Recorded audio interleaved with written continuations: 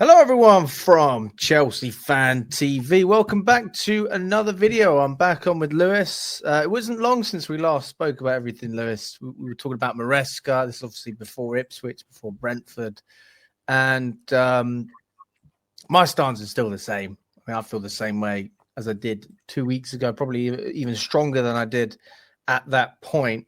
What's your take on Maresca and the situation at Chelsea as it stands? It's kind of still the same, but for me, like, my hopes of top four have dwindled a little bit just based off the last two results because we really needed to get 6 points out of both Brentford and Ipswich. So that in mind, I mean, like, us not looking as strong in terms of the top five race, I can understand a bit more why people might want the manager gone. But for me, like, my stance still hasn't really changed just based off the managers that we looked at after Poch got sacked, and also the fact that, like, I still look at the forward line, I still look at the recruitment as bigger problems for this season as a whole. But yeah, it's not been a great couple of days. I won't front; it really hasn't. Mate, honestly, you know what? Like, we had a good debate. We had a live show the other day, and like the nice thing about you, Lewis, is although we disagree, is we can sort of meet in the middle a little bit. I mean, there are things that we'll never agree on. You think that Pochettino would have been worse to have this season than Maresca. I think the opposite. I think probably would have got more out of this squad with Poch. By the way, that's not the reason I don't like Maresca or don't trust Maresca. It's actually got nothing to do with that. But if we're looking at, let's just start from the beginning. The CV. I mean, that is a huge factor as to whether anyone would trust any manager. Forget Chelsea or Maresca or whoever it is. You look at what a manager has achieved in his career, and that will give you an indication of what he's going to do at the club that he joins. If he's won things in the past, you would presume that he's going to another club capable of winning things. Or if he hasn't won things, or if that club hasn't won things, like your Contes, like your Mourinho's, you almost presume that, fucking hell, maybe Tottenham will win something. Now, Football Heritage says something else in those cases, but generally speaking, you get what you've seen in the past with managers. And I think that, if we would have brought in Jurgen Klopp and this man had achieved what he had at Dortmund and these other clubs and built these great projects over a number of years, it didn't necessarily click straight away, then I think we could all be a little bit more patient. But what do I have to look back on to trust Maresca to say, you know what, you deserve time? Like, you have my absolute, I'm not going to say blind faith, but in a lot of ways it is blind faith, because more so with Maresca than anyone, because I've never seen him do anything. So why would you trust this gaffer and you wouldn't feel like that with previous coaches, perhaps? See, here's my thing with this argument.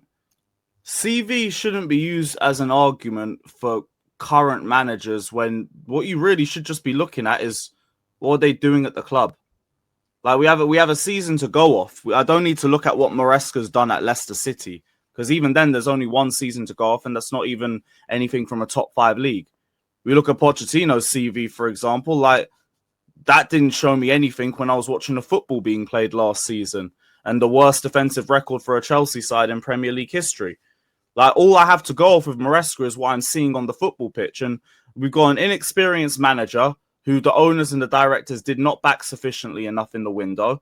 I've seen that defensively as a system, we have massively improved. I think we have to concede 24 goals between now and the end of the season just to even match the tally that we had last campaign. The attacking stats, or in terms of, like, creating chances, that hasn't really changed from last campaign. And last season, I'm not going to say we were, the manager was holding us back going forward. He wasn't. Like, we were good going forward. The problem was the midfield structure was an absolute mess. The defensive structure was even worse. And the game management sucked. And half our players were being injured every single week in training. Those are my problems. Now, in terms of this season, defensively, we're better, but the bozo mistakes at the back haven't really changed. The midfield is much better structurally, and you see the improvement in the likes of Caicedo and Enzo and the way they're being perceived by Chelsea fans and rival fans as an example of that. Forward line hasn't changed the same. It's just the conversion rates that's gone down in the last couple of months, which is why I look at the forward line a bit more as well. And that's why, to me, it goes recruitment, forward line, and then I look at Maresca. I think that defensively, definitely when you look at our record and the way that we're preventing more goals than we did last season, I think that, that's certainly, that's a positive that I can look at. And there are positives, Lewis. Like, I agree with you that we have better structure. I don't think I like the structure. If I'm totally, I don't like the structure. Just like, if we weren't conceding goals and we were sitting back, you'd say, "Oh, we've got a great structure." So the structure is structure, fine. It works in different ways. Whatever it is, I think we've still got the 4th best defense in the league in terms of goals conceded. I'm not entirely sure, Looking but back I here, know our Liverpool defense has conceded less, improved. Arsenal's conceded less, Forest have conceded less. Anybody else? And Everton. So we have the 5th. That's in spite of having centre-backs that I have no faith in and Robert Sanchez in goal. So I'm thinking again, like, just a bit more backing, we could be doing a lot better. But here we are. We got bozos at the back and an even bigger bozo in goal. This is why recruitment comes down to me first. But Maresca picks the bozos at the back, Chalobah being the example against Ipswich, and Sanchez week in, week out. So Sanchez, I don't defend Maresca for at all. Anybody who wants him out based off that, I completely understand because he's played him all season. I'm not going to make any single argument for that. For the centre-backs, I don't rate any of them. The only one I rate can't stay fit. And the rest of them is just pick and choose, and none of them are good enough. Chalobah's come in and been straight cheeks. Tosin don't move the needle. Colwell has a mad attitude problem. And like seems to either have lapses of concentration, play players onside, or get bullied defensively. And like Badia Shield, you don't even get starts unless it's the Conference League.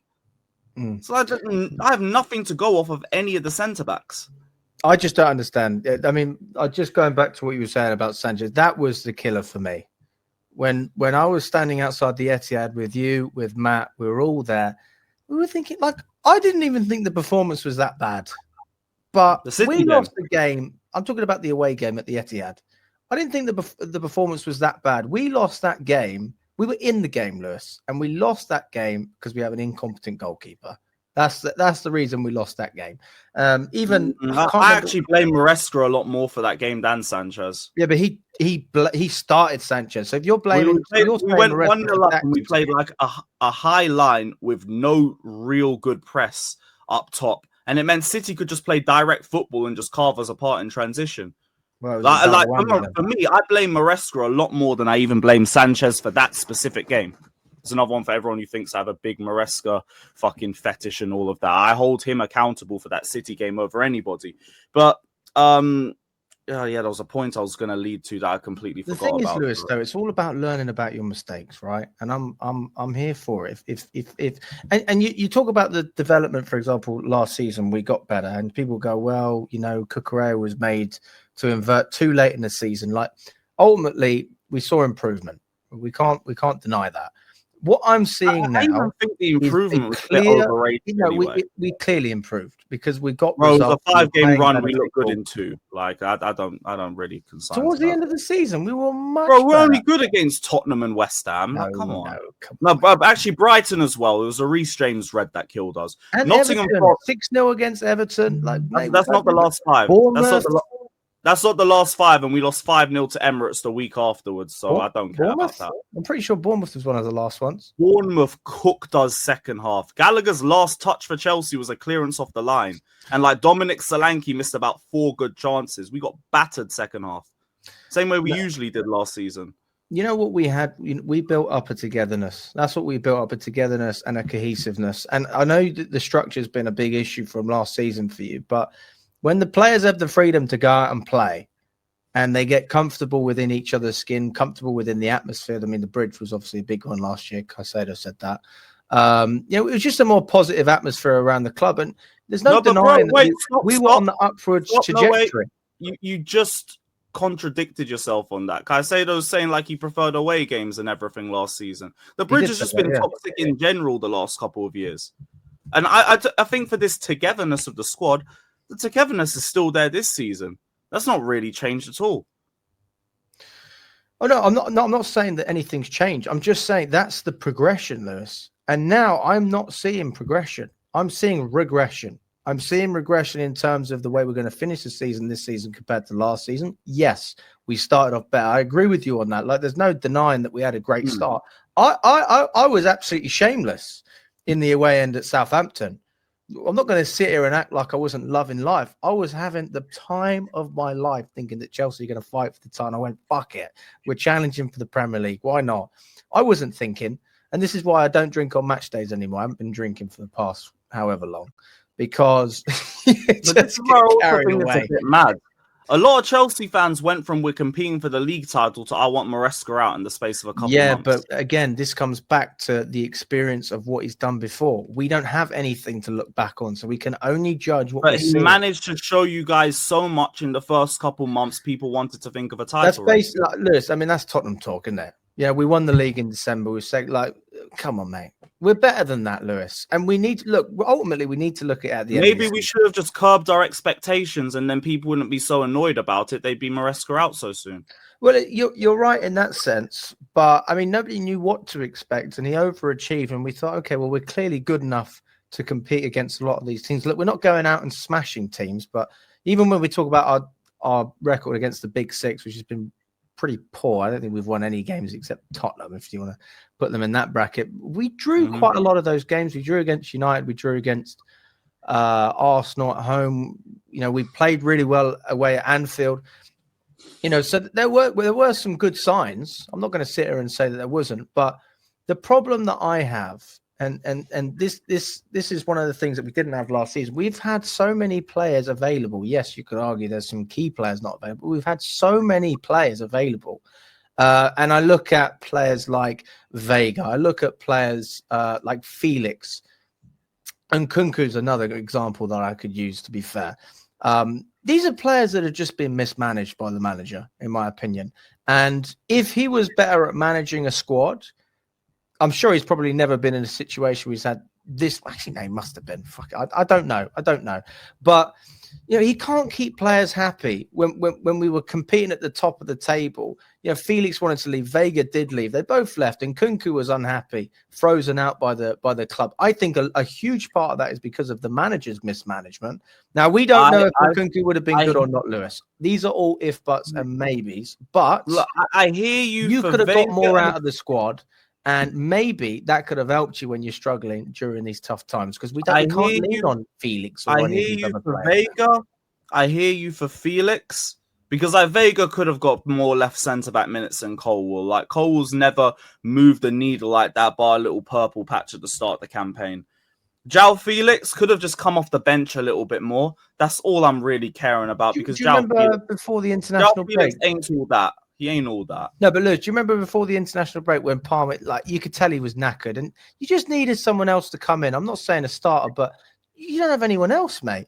You don't have anyone else. You've got nobody else that's willing to play. Yeah, and part of the reason, the only thing I could say for that as well, I hear it for João Felix, but João Felix I would have rather had as a 9 with Nicholas Jackson injured or depth in that position. I don't want João Felix in the 10. He's too selfish for that role. All he wants to do is get the ball and just spam shoot.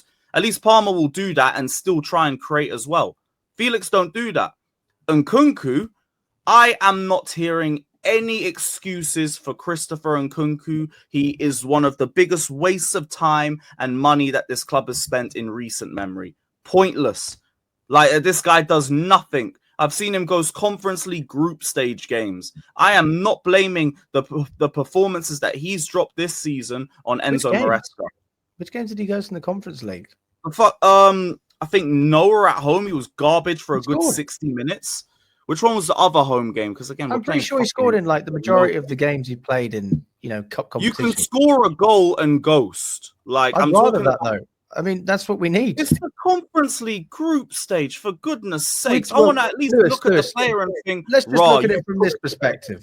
Let's look at it from this perspective. We talk about. I've seen Mark Hugh cook in the Conference League and bag hat tricks and think, yeah, you know what? He had one hat trick against Noah. That was it. But he didn't score in all the games. I don't think I've seen an Nkunku Conference League game and gone, wow, what a performance. And that's in the Conference League, let alone in the Prem. Nkunku has been straight trash, and it's not on Maresca. It's on It is him. on Maresca. A huge is it amount on of weight is on Maresca because we know that Nkunku would have performed under Pochettino. But he did perform last season when he was available. He did, Lewis. We inherited one of the best players in world football in his position, and our manager has killed him as a number 10. Oh, and we keep playing him as a 9 on the first day of the season. Guys, a number 10 think up against League Two Morecambe, who are bottom of their table. But Lewis, you're playing the guy out of position. Maybe, yes, you said to me the other day because we've spent all season trying to figure out a position to get him cooking, and he stinks in all of them. Look, the fact that Palmer coming was never going to make Nkunku's life easy. I think we can all agree that if Palmer wasn't there, this would have probably been a much more simple, scenario. So I'm certainly not saying we should have started Nkunku at a Palmer. I'm not saying that, but what I'm saying is that, in my opinion, what I would have done is I would have kept Palmer on the right because we knew he could perform in that position. He did that last season. He's familiar with that position. He's got the best. He's one of the fittest players within our squad. We know that in terms of all the fitness tests, for example, he's top of all of those tests. What was it? The bleep test or the yo-yo test? One of those two. Bleep test. Was it bleep test? I think it is. So defensively, I don't have a problem with Cole Palmer. When people make this excuse, oh, he's got to track back. Like, he is a runner. He might be technical, but he is a proper runner. He's nothing like those magicians. Another excuse that Maresca's ruined Palmer.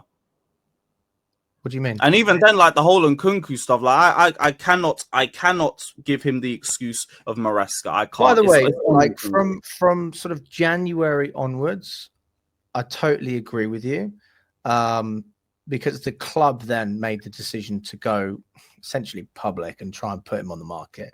And that was, I think, a good reason. Mistake. I think that was a huge mistake. What you should have done is you should have offered him to club, but you shouldn't have made it public like that. It shouldn't have been public information. You should have made the player feel like public or private. It would still like leave him disinterested, but he looked disinterested even before that fact. Look, he's been poor all campaign, playing in multiple positions to try and get a response out of him. He's not been good enough. It's on him. You're right. You are right. He's not been good enough, but I think that stems from poor management. I don't. I completely don't. I think it completely comes down to him and his inability to even look like a world-class player in the Conference League games. If you can't even stand out in that, why the hell does he deserve minutes in the Prem? He's got a lot of goals in those competitions, so I can't buy this notion. Well, he did his job. He was there to score goals. He scored goals. Yeah, and like what? A good percentage of them were pens. I've seen this man miss one-on-one. I've seen this guy go 30 minutes without getting a touch in the ball while we're dominating the game. Oh, I agree with you on that. Trash. His hold-up play and his link-up play, not a fan of it whatsoever. But when we're talking about output, I don't think there's many better finishers. I've seen him go one-on-one with the goalkeepers and shoot it straight at them. No, again, Lewis, I'm not saying that his form has been great. It's not been great. And then you play him on the wings, and then he gets bullied by Rico Lewis, who's been garbage at right back. Playing on the wing is just stupid. That's okay. criminal. So we figured out he can't play up top consistently. He can't play in the 10 consistently. He can't play on the left consistently. He can play as a 10, but he never was played as a 10. He can't do anything. He's never played as. He's never given a chance to do anything. I think this is just a case of, listen, the timing didn't work well. Ultimately, I don't think it was ever going to work for Nkunku. I think it's a case of that he's just not good enough for the Prem, and he's got to go Serie A or somewhere that either doesn't press or give him a fuck ton of space to cooperate with. Yeah, I think Nkunku is good enough, but I think his time's passed at Chelsea. Not for this league and not for this club. He's just not been good enough. And I refuse to believe it's Maresca's fault. It's on him. Let's talk about so we've spoken about the CV scenario, obviously Maresca not being experienced. I mean, I said after Brentford, Thomas Frank's got a better fucking CV. And then you said to me, what's Thomas Frank won? But I still think what he's done at Brentford, I don't think Maresca could achieve that. We'll never know, obviously. Mid-table at Brentford? Getting two promotions from League One to the Championship to the Premier League. I don't need Chelsea to be promoted, bro. Yeah, but you need managers that are competent, consistent, reliable. Do you feel that way about Maresca? Bro, Moresca hasn't been my main problem. And if you're going to tell me get rid of Moresca to bring in Thomas Frank, I'm going to tell you what's my point is the TV. That's what I was going back to. That's the point. Compare him to fucking proven winners then, not Thomas But he's not a winner. He's not a winner. What is Thomas Frank? A better manager. Oh, for goodness sakes. Just With say a you more hate proven Maresca. record.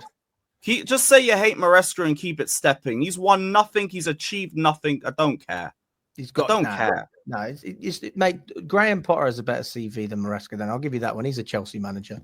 Yeah, I actually think he's won a league in like Sweden or something. So at least he has something to put on the table. No, but it's not just about winning league. Chelsea aren't winning a league anytime soon with this ownership. We're not winning a league with Clear Lake. Do you really believe we're winning a fucking league with these guys? We want to try and talk about building the team to a level for that, don't we? Otherwise, what's the point? Let's just all be miserable and moan. You do, but that doesn't mean they do. Okay, so why are we talking about we're never going to win the league under Clear Lake? If we're never going to win, then just wrap it up, rip the club up. Let's go fuck it off. Be neutral fans. Who cares? No, Lewis, you can still support your team even if you're not good. I mean, it's not easy. Right, so I'm going to talk about what I think is going to be the best for this club. And these sporting directors are not going to sack Maresca and bring me an experienced, proven winner. So what's the point? Well, they won't sack him because they know that they will be sacked.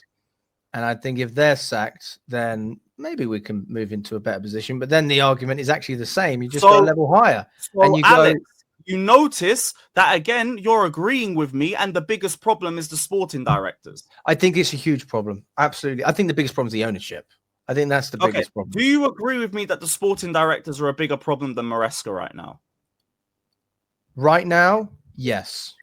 Right, so... But does that mean that Maresca's good enough? No. Well, honestly, he's shown me more. He's shown me more. Defensively, we're more... If they're incompetent, they solid. The big chances created are the exact same. We are still trying to make Cole Palmer a focal point in terms of creativity and the amount of shots being taken. The forward line just aren't finishing their chances. And the centre-backs that these guys have assembled all aren't good enough. No, you're not wrong there, man. So the sporting directors are our biggest problem. Recruitment's been our biggest problem. It's all about working with what you have. And like I alluded to earlier, he has the option. Working with what we have. You see, this is the end result of what we have. No. You're playing Robert Sanchez every week, Lewis. You're playing that fucking goalkeeper. I guarantee Maresca had a say in Petrovic. I guarantee he had a say in Petrovic. So that's the number one. So we're talking about talent ID. God knows on that. I honestly believe, mate, why would you ship your number one to Strasbourg? Why would you do it? It can't be that fucking stupid. Would Maresca have the final say on that? Would Maresca have the final say on that? I don't think he'd have the final say. I don't think he'd have a say. And I think Maresca but not the final say. To go off. Not the final say. So again, we have to look higher up than him for the final say on that. It's true. If Maresca, but I think Maresca, if he wanted Petrovic, he would have had Petrovic. There's nothing to stop Sanchez going to Strasbourg. We have assembled, we have to blame the sporting directors for it. For the decision to send off Petrovic, we have to look at the sporting directors for the final say on it. Why does it not make sense to put the priority of the blame for this season? You've also got to remember we have other goalkeepers as well. Like Jorgensen, for me, should be playing instead of Sanchez.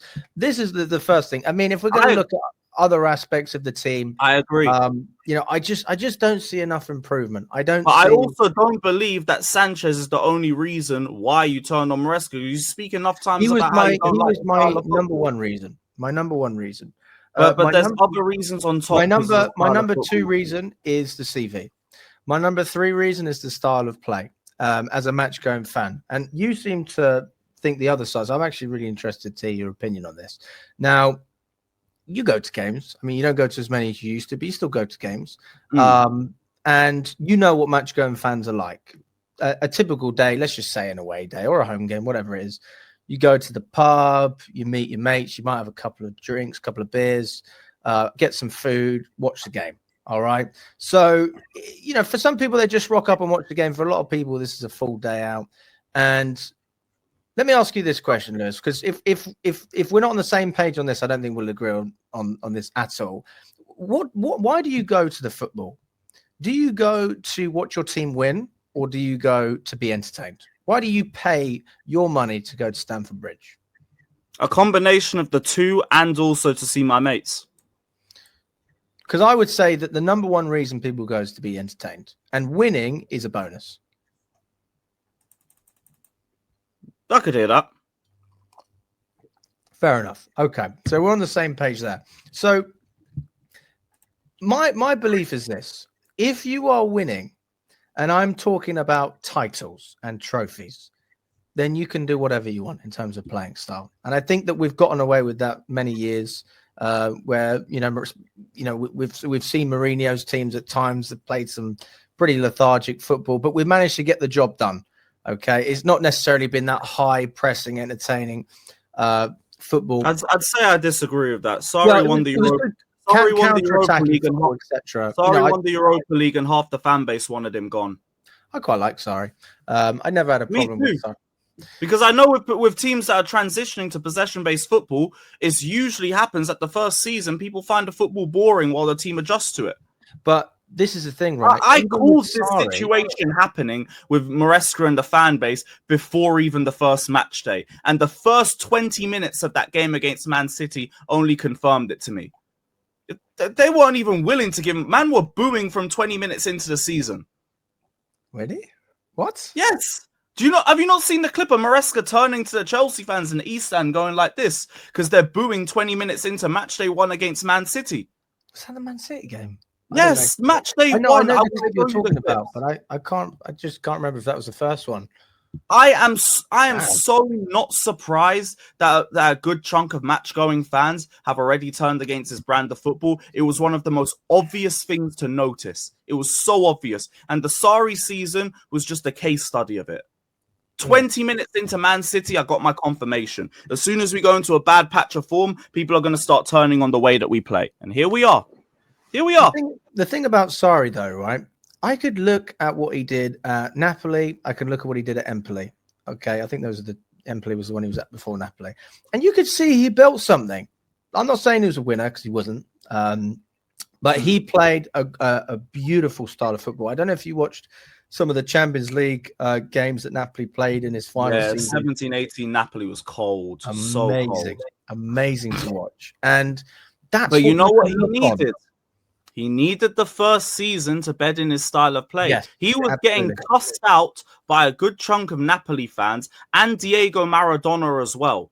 Maradona had to come back to the training ground in the second season and apologize to him because of how well the team was playing, which is built into my belief a little bit that when you change into possession-based football, you come into these sorts of situations in the first campaign, which is why I'm a bit more willing to ride it out and see what the second season's got. I mean, my argument would be that Chelsea shouldn't be a club that are in a position to be the first team for a manager to prove himself. And that is, again, we go above. So you are... No, I agree with that too. There on that. But like, it's also, we're here. But you... And just one other point. Go for it. And if we get rid of Moresca, I just think we're going to bring in another manager that's just jumped a couple of levels to the Chelsea job. I mean, the stability of this club is totally fucked. And that is the one thing about keeping Maresca that I can't fault, is whether he is a average manager. I think he's very mediocre, just like everyone else at this club, to be quite frank. He will bring stability. But stability is nothing if it's not the standard Chelsea fans want. What is stability? Stability could be surviving relegation consistently. It could be mid-table. In our case, it's on the cusp of Champions League. And if that's the kind of stability that people are willing to accept, I say fair play to you. You're obviously a very patient fan. I would consider myself to be patient. Especially from last season. Like, there's no doubt in my mind that I saw performances and I thought, this is fucking wank. But I thought to myself... I remember we lost 5-0 at the Emirates and you were saying we should give Poch more time. Oh, mate, no, but the title on the vlog for that was, Pochettino, what were you doing, or something like that. So, I'm not saying you never criticised him either, but like, there was the patience there, even though we had longer periods of not being given enough. We've been teething as a club for a couple of years since we stripped out all of our winning assets. I mean, we don't have winners at the top, we don't have winners at management level, and we don't have winners on the pitch from a player perspective. So how can anyone expect us to be up there competing consistently? And for me, maybe we should have brought in some leaders. Agreed. But this is why I looked at last season and thought, you know what? I might have to just suck it up because then this will be hopefully the building blocks for us to be successful. Then we went and sacked the guy. And I thought, okay, well, you can bring anyone on. I wasn't particularly impressed with Maresca coming anyway, but I was happy to give the guy a chance. I was sitting there doing the watch along with Matt when we were losing to Celtic in pre-season. I think we went out that night as well. And yeah, we did. You know, Matt was going, sack this guy. I don't think he really meant it. But I was going, you know, yeah, he was off his head. Give him a chance to implement his ideas. And I think that if I was saying what I'm saying in December, I think it would be different. It's taken me until March to really get to the state, or late February, to really get to the stage where I'm like, I'm just not seeing what other people were seeing. I'm not seeing the vision. I'm not seeing a togetherness within the club. I'm not enjoying the style of play as a match-going fan. As a fan who watches the highlights as well, I wouldn't enjoy it. But it's different when you go to the games because you're spending more money. And I don't feel like he's improving us. I just don't see it. So one thing we'll agree on from this video 100% is that the directors are a huge problem. I think we need to do a separate video on that altogether. We can list through where it's gone wrong bit after bit after bit, because this stuff doesn't happen after one bad window. This happens after a number of poor windows, and we've seen that. The last 3 windows have been trash. The last good one that they had was the 23-24 summer window. And even then, they're lucky that Caicedo kept to his word and rejected Liverpool. It's true. Otherwise, that wouldn't even be up there. Imagine no Caicedo in our midfield. Or maybe we have an injury on Osman. Who knows? I don't know. Probably not. I don't think it would have been used on Osman. But that's why there are bigger problems. So I keep saying that's the bigger issue, man. You guys brought in a championship manager that plays a rigid style of play that he won't change, and you don't give him every available profile to succeed without excuses. That's on you. That's on you. That's why I said when Poch got sacked, we brought in Maresca. If we don't succeed, I'm looking above the championship manager. I will give the championship manager more leeway because it's his first season in the Prem. I expect naivety. I expect bad decisions or some things that are going to annoy me. And I've had that, and I've called them out when I've seen it. Stuff like the Brighton games. We did nothing against them in both matches. The Sanchez situation. City away, for example. There's been times that I've called out this manager. People always love to say, Lewis never calls out Maresca. All he ever does is suck him off. No, I've cost him out before, but I just see bigger problems than him this season. And I can hold my hands up and say last season, where I was wrong was to say that all the problems were only on Pochettino. The sporting directors should have got more smoke from me that campaign too. And I was wrong for not doing that. Poch was still not good enough for a veteran manager making the rookie mistakes that he was making, waffling, injuring half of our squad, and giving us the worst defensive record for a Chelsea side in Prem history. That wasn't good enough for a manager of his supposed level. To this manager, though, for what he's brought with his lack of experience, I'd give him another campaign. I won't front. I'd give him another campaign. Unless you guarantee me you're bringing me an Ancelotti, a Xavi, somebody proven. You bring me someone of that ilk, Xavi? Fine. Well, he's won La Liga and plays possession-based football. That's an easy move into the Chelsea job. If you brought me a Xavi Hernandez, fine. Get rid of Maresca, fine. I ain't going to complain. That's fine by me. If you're going to tell me it's McKenna or the next flavor of the month championship manager, I'd just rather keep Maresca. I'd rather just keep him. He's shown me enough. If Moresca gets us Champions League football and wins the Conference League, I will hold my hands up. I will hold my hands up. Fair enough. You know what? Respect to you. That still doesn't mean I like the style of play, but that is the minimum expectation. That's the minimum expectation for me. Fair enough.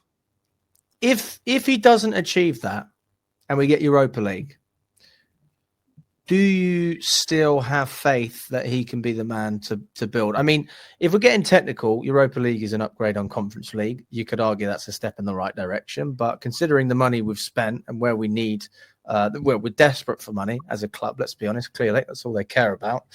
Where can you see us going with Europa League football? Because I struggle to see us winning that competition playing the way that we're playing. We're not going to be able to rotate like we have in the Conference League. And we're not going to be able to attract the players that we would if we were in the Champions League. The Europa League's looking like a mid-pack too. I'll be so real. You think that we would win the Europa League with this squad? Bro, This Man season? United and Spurs look competitive in that league, and they're 3 points off 17th. Like, I'll be so real. Like, I would be confident in the Europa League, but that's also not my target. The target's Champions League. It's just for me, whatever happens, you have to have the window of your lives. You have to bring in the right profiles for Maresca next season. Otherwise, it is really just dejecting, because I would just say just rip it all up, but I don't trust them to go and bring me an experienced, proven winner to replace him. That's why everything just feels overall dejecting, because all you had to do was just pattern the last 2 windows. We get top 4 comfortably. There's a lot more faith in the manager. You go and build on the next window afterwards, and then we go for the league. It should be just that straightforward. But because they fumbled the last 2 windows, we're sitting here like worried about whether we're going to get top 5. And if we don't get top 5, we're not going to get the required money to strengthen the squad that we need without player sales. So regardless, everything else looks like a negative. Mate, all because of the last 2 windows. Yeah. And this is, again, why the sporting directors are the first people I'm looking at. All of this ripple effect comes down to the last 2 windows. But I will defend them in one sense. They are given instructions from the top, and they are restricted by those instructions. Then throw fucking Igbali's name into that as well. And Clear Lake as a whole, there's no doubt that they've restricted what we're able to do in the market. If it wasn't for Clear Lake, we would have Osterman at the moment. And there's, you can't tell me that it's the director's problem not being able to negotiate a better deal. They do not have the power to offer more than Clear Lake are willing to offer. And they can only do as much as they can do in that sense. Sorry? My thing is more like, you knew the situation with Osimhen from June. Why'd you drag this to deadline day for the same conclusion? Osimhen will not sign unless it's on his wages. Okay, I knew that in June. Move on. Go get me another target. And then in January, just fill in the gap with anybody. Anybody. Don't care if it's a fucking player on loan. Just fill it up with somebody that can just provide competition. And then they didn't do it. Incompetency from the top. You did not back the inexperienced manager with everything that he needed to succeed and to build a name for himself from the off. Now there's hella criticism around him. And if we don't get the window that we need in the second window, in the second summer, God knows what the difference is going to be. Unless it's just the players finally finish their dinner. And I'm still not going to trust the centre-backs. It all comes up above. Oh, 100%. People take the mickey out of me because they say I only talk about Maresca, but we spent the whole of February talking about the ownership and the structure. This has been something we've spoken about many times. And no, but maybe they're right. Maybe we should just be talking about it wrong, because I was wrong last season for only talking about Poch and not talking about the owners too. Oh, the owners are, they are really not. There's words that I want to say in it that I can't say on YouTube. Let's just put it like that. And fair enough. You want to keep it. Our owners they're killing us, man. They are killing us. And the financial situation that we're in as a club, they are looking. Clear Lake want nothing more than to take Chelsea, build it up in value, and sell it for a profit in 2033. Bowley wants to hold on to us and milk us for as long as he can. That's a different kettle of fish.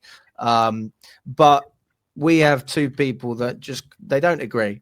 They do not agree in terms of the way this club's being run. If they had a similar vision from the get-go, then actually we would be in a better position, because we would have signed experience and then put more experience in other windows. But we completely backtracked. We went down a different model of wage caps and young players under the age of 21, no experience. And then we needed management that would actually agree to it. And that's why you're stuck with Maresca, because no other decent manager is actually going to accept those terms. They have no power. They have no real say in what's going on at the football club. They are just another pawn in this game. And that's what this club is being treated like. It's being treated like some sort of casino where you can throw a little bit of money here and a bit of money there, see what sticks. Oh, Palmer, there you go. But who else? And that's the question, isn't it? Is who else can you bring in? And I think we're running out of money. You see why like I can't be bothered to get rid of Maresca unless you're going to guarantee that somebody who's a proven winner comes in. look, I do agree with you on that, mate. Like, Or if you we just sack, or if we you sack just Maresca, I'm not direct saying get there's many sacked. other managers that take the job. Because for me, I'm I agree. Campos in. That's the main thing I want to push. Campos in. You bring That me would be a Luis great Campos. signing. If Yeah. he wants to sack Maresca, no complaints from me. He can go. But it has to be under Campos. Yeah, I think yeah, as much as I mean, my situation, my opinion on Maresca, just because I think he's rubbish doesn't necessarily mean he needs to get sacked. I have said that, but I've been very emotional when I've said it. Really? I'm sure you said Maresca's need to get sacked a couple of times. 100%, but I'm talking about like after games, reactions, etc. I mean, that part of me still thinks, yes, he should be sacked, but then the logical part of me goes, who else takes the job? And that's where you're stuck. So there you go. This is why I say, look, I understand the complaints of Moresca, but I can't lie. We got to focus elsewhere. We got to focus Let us know elsewhere. what you think in the If we had chat a as better well, guys. window, no problem. Sorry, go on. No, it's all good. It's all good. Do you agree with? Yeah, do you agree with? I mean, to be fair, we're kind of in agreement about the directors and the ownership. Yeah, you just think that Maresca deserves a little bit more time. I would argue that. You know, he just needs to be a little bit more flexible. It's fine sticking to your principles, but you can, if you were a little bit more flexible, I think even I would have more patience with you. And that could be as simple as changing a goalkeeper and moving a player from one position to another. That it could be as simple as that, but he's really sticking to what he's doing. So let us know, guys. Games, really. We've seen him tweak before, but we've also seen games where he doesn't. It again comes down to the naivety and some of the inconsistencies that I would expect from a manager in his first Prem season. This is why you back him in the window. There you go. Well, let us know what you think, guys. Do you agree or disagree with anything we've said? Subscribe to the channel if you haven't already, on the road to 250k, and subscribe to Lewis as well, Carefree Lewis G. We're going to leave that in the description as well. Big up to everyone watching. Thanks so much for coming as well, Lewis, and we will catch up later on.